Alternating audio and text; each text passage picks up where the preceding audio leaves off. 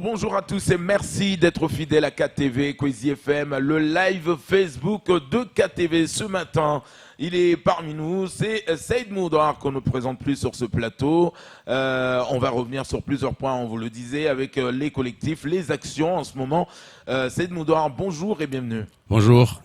Alors, j'aimerais d'abord, par une pensée forte, rendre hommage sur ces antennes à cet homme, ce papa qui s'en est allé dans des conditions dramatiques, on le disait. Hier, vous avez le collectif et les membres de la famille et la population qui ont quand même fait une très belle marche blanche pour rendre hommage à ce monsieur. Oui, hélas, nous ne voudrions pas que ce soit ainsi tout le temps. Mais bon, les choses étant là, on ne peut pas éviter cette scène. Le collectif et la famille de Marcel ont fait une marche hier à Sconi. Ça s'est bien passé. Il n'y a pas eu de heurts, il n'y a pas eu de problème particulier. Personne ne s'était affaibli parce que c'est quand même des belles montées à Chiconi. Bien sûr. On a fait les prières qu'il fallait faire aux endroits où il fallait faire. Et puis après, on est arrivé là-haut, c'était très émouvant. Il y en a qui n'ont pas pu se retenir, ils ont lâché leurs armes. Nous lançons un appel solennel aux autorités de notre pays. Maintenant, ça suffit.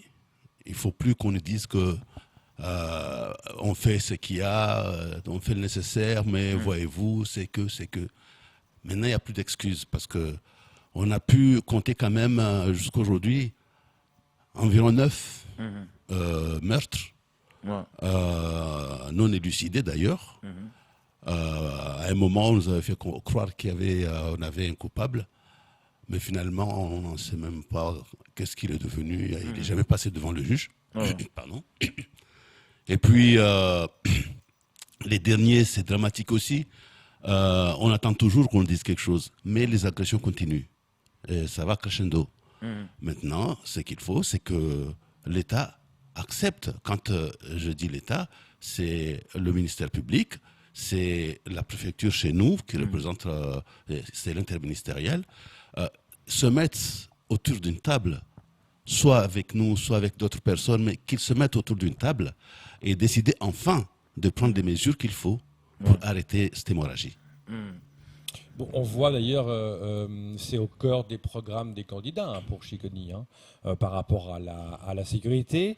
Vous y croyez, vous, à ce qu'ils disent, notamment Zalia Albert qui parle des mamans vigilantes, le maire sortant qui veut mettre plus d'éclairage. Est-ce que vous y croyez à ça, à plus de sécurité par rapport à ça? J'attends de voir. Madame Albert, j'ai envie de croire à ce qu'elle dit. Parce que Mayotte, une fois qu'on a mis une femme en tête des affaires, c'est des affaires qui ont tendance à bien marcher. Mais les autres candidats, j'attends de voir. Parce que tous les candidats, autant qu'ils sont, qui sont passés là, qui ont été élus, dans leur programme, il y avait la sécurité. Oui, il y en a même qui avaient une sécurité et tout. Mais à l'arrivée, ils ne sont jamais déjà dans leur bureau. Et quand ils y sont, ils se cachent, les gens ne les voient pas, ils ne reçoivent pas les électeurs. Après, 6 ans après, ils vont redemander la même chose et reproposer la même chose. Donc jusqu'ici, on n'a pas vu ce qu'ils ont été capables de faire en matière de sécurité. Je ne parle pas du reste. Mais me dire aujourd'hui que parce qu'il y a ce phénomène qui grandit, les gens vont subitement changer et mettre en priorité la sécurité, j'attends de voir. Alors, Saïd Moudar, on sait que aujourd'hui, vous le disiez la dernière fois que vous êtes venu sur ce plateau, que le fait d'avoir réuni un collectif pour sillonner un peu la petite terre, par exemple, ça apporte ses fruits aujourd'hui. Vous l'avez dit qu'aujourd'hui, les petits terriens arrivent à dormir sereinement. Mais on voit également dans le nord de Mayotte qu'il y a des communes qui ont fait eux-mêmes leur travail pour éradiquer cette violence, cette délinquance, et ça marche. Et pourquoi dans d'autres villes, ça ne marche pas? On a l'impression que ça marche, mais à quel prix? Parce que à chaque fois que des individus se rassemblent pour essayer d'apporter des solutions à ce problème, il y a toujours toujours la loi derrière.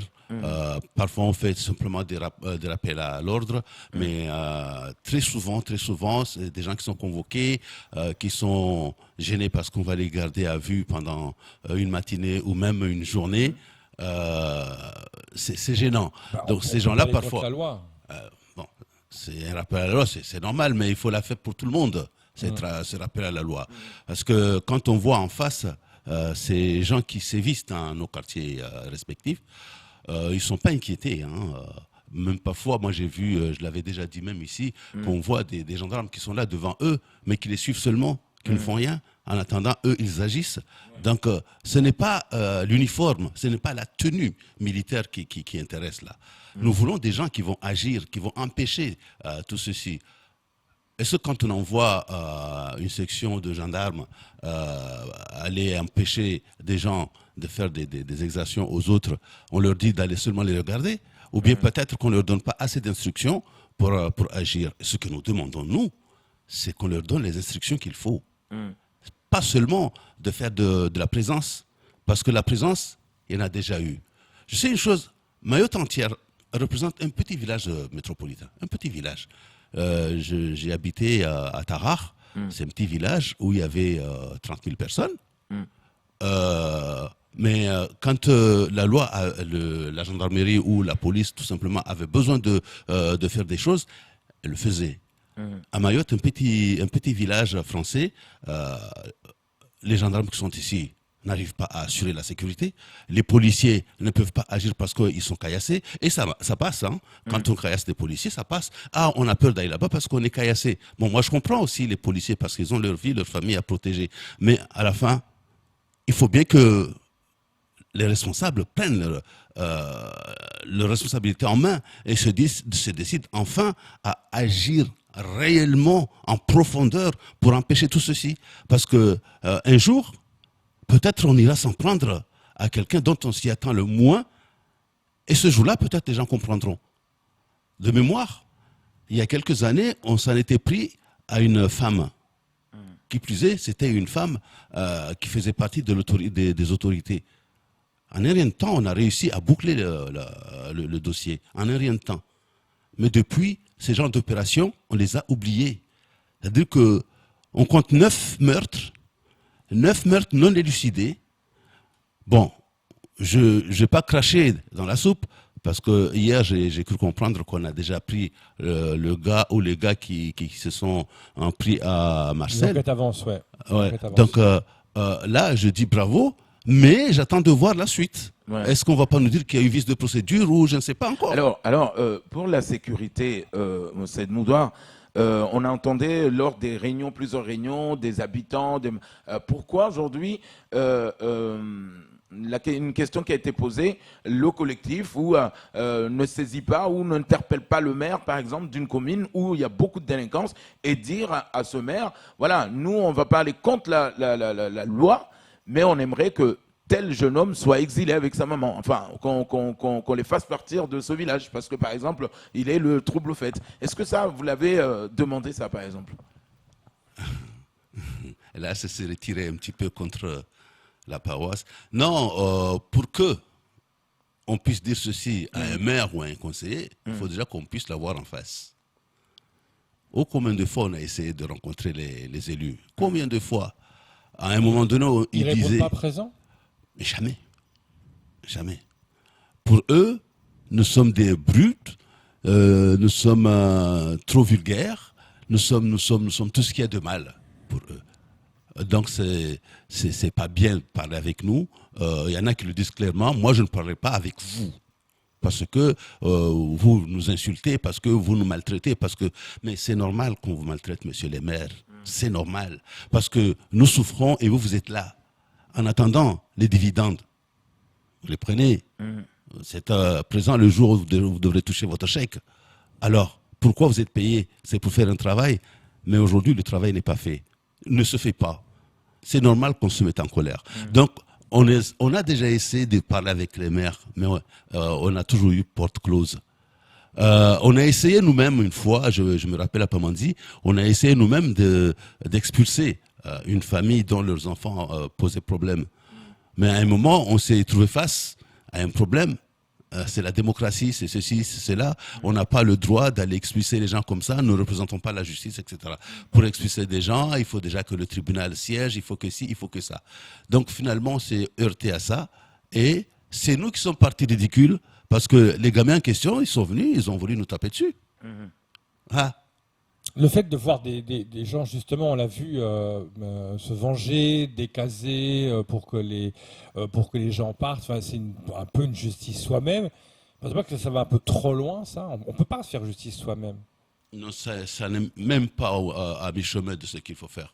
Le décasage, c'est la conséquence, justement, de cette manière de faire que des gens qui viennent chez nous, qui profitent de tout, nous volent, nous tapent dessus, nous empêchent de dormir, etc.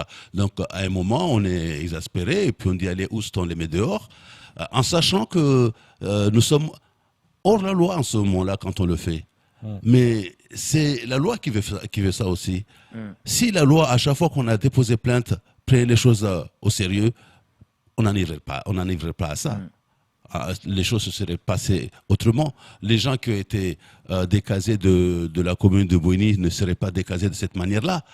Parce que de toute façon, quand il n'y a pas l'ordre autour d'une telle opération, il y a des écarts et puis malheureusement, il se passe des choses anormaux. Donc maintenant, pour éviter cela, il vaut mieux que les autorités prennent leurs responsabilités sérieusement et fassent le boulot. Alors, on sait qu'il y a des terrains qui sont occupés illégalement, vous le disiez justement. Est-ce qu'aujourd'hui, le collectif va faire ces opérations? On sait qu'on est en pleine crise sanitaire et à chaque fois qu'un des collectifs, ou peu importe, en tout cas le collectif qui a essayé de décaser ou de chasser une personne qui occupe un terrain illégal, on vous a traité de xénophobe, de raciste. Est-ce que vous êtes xénophobe et est-ce que vous êtes raciste? Ça ne nous inquiète même plus, cette question-là.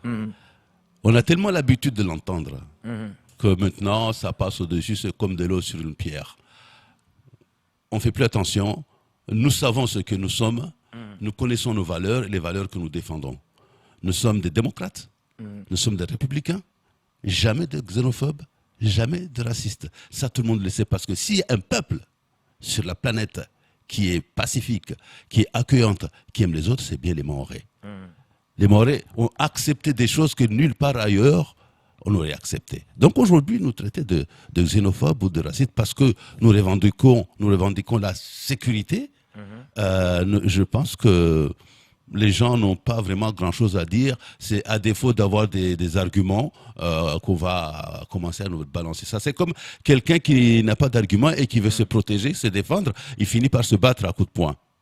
Donc, c'est des gens qui sont en manque, à court d'arguments, qui nous traitent d'xénophobes. Il y a eu un mouvement, donc on en parlait au début, là, ce mouvement qui s'est passé hier matin, il y a eu du monde. Qu'est-ce qui est ressorti le plus de cette mobilisation d'hier? Heureusement qu'on a fait ce mouvement.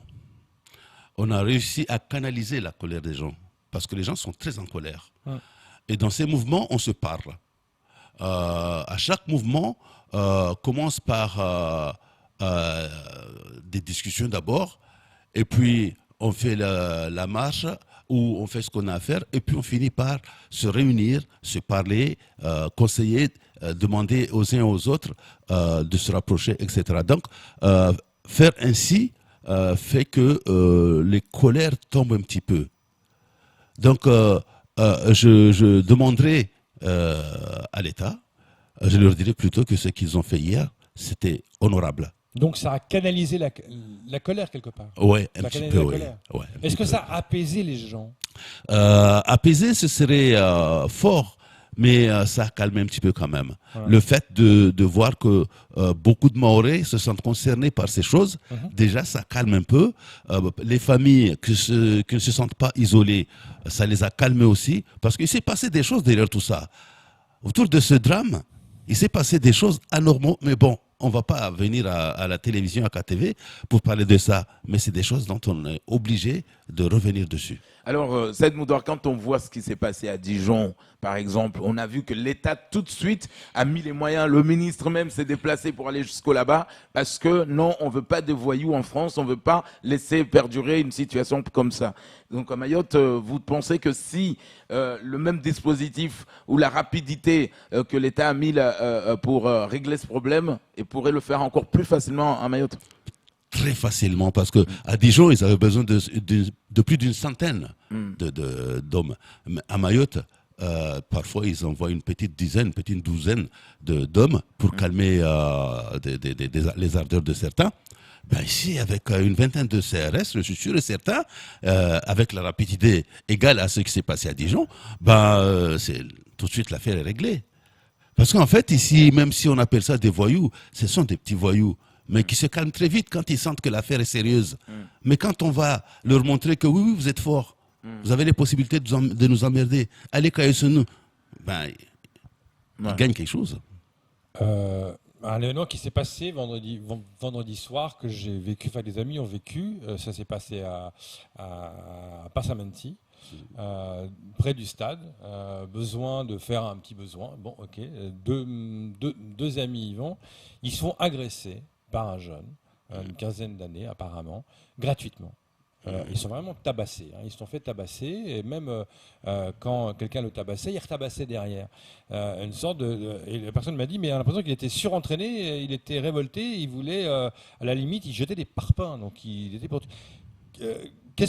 J'aimerais un peu votre réaction par rapport à ça, cette violence gratuite. Ça m'indigne. Ça ne m'a jamais fait plaisir. Ça m'a toujours fait mal que mon pays devienne comme ça. Parce que c'est pas comme ça qu'on est éduqué. D'ailleurs, quand on voit quelqu'un qui fait ses besoins à côté, on ne va pas l'embêter. C'est un moment personnel qui n'appartient qu'à cette personne. On va le laisser tranquille. Si quelqu'un vient seulement lui dire qu'écoutez, c'est pas un endroit approprié pour ça, ça encore, ça peut se comprendre, mais aller jusqu'à taper dessus et en faire un petit bol, je pense que là, c'est aller trop loin. Normalement, c'est là où la loi aurait dû agir immédiatement pour faire comprendre que la loi est là, elle est représentée. Et c'est tout de suite, c'est Saïd Moudoir, on le sait qu'il y a toujours cette affaire d'accord cadre avec les Comores. Le collectif était mobilisé dès le départ à demander surtout de la transparence par rapport aux discussions entre nos élus, nos parlementaires, la préfecture et les Comores. Mais on le sait que la diplomatie, des fois, c'est très compliqué. Est-ce qu'aujourd'hui, vous demandez encore à avoir cette transparence ou même à ce qu'on vous fasse un rapport à chaque fois qu'il y a des discussions? Nous faire un rapport à chaque fois, nous aurions aimé que ces discussions cessent, arrêtent, parce qu'elles ne nous rapportent rien du tout, et ne rapportera rien du tout. Ce sont des accords à sens unique. Aujourd'hui, on va encore dire la même chose, c'est Macron, président de la République française, qui nourrit Azali, président de l'Union des Comores. Et c'est Azali, président de l'Union des Comores, nourri par Macron, qui impose ces règles. Mais Macron, lui, qui donne, n'a rien à imposer, n'a rien à demander. Ah, il a imposé quand même, Macron. Quand il a mis 150 millions d'années, il a dit vous pouvez 50 millions, d'accord, mais il faut que vous fassiez ça, ça et ça, sinon vous ne savez pas. Et qu'est-ce qui s'est passé depuis? Pour l'instant, les 50 millions ne sont pas touchés tant que Azali ne. Oh là là, les 150 millions, je pense qu'il y a juste un petit peu qui reste. Parce que ces 150 millions, c'est de l'argent qui vient de l'Europe. Et cet argent est déjà versé, cet argent est déjà consommé. Maintenant, la part de la France, c'est ce qui reste à donner. Mais c'est une petite somme misérable à côté de ce qu'on leur a déjà versé. Et Azali s'en fout de ces accords cadres. Lui, quand il dit « je veux pas », c'est « je veux pas ».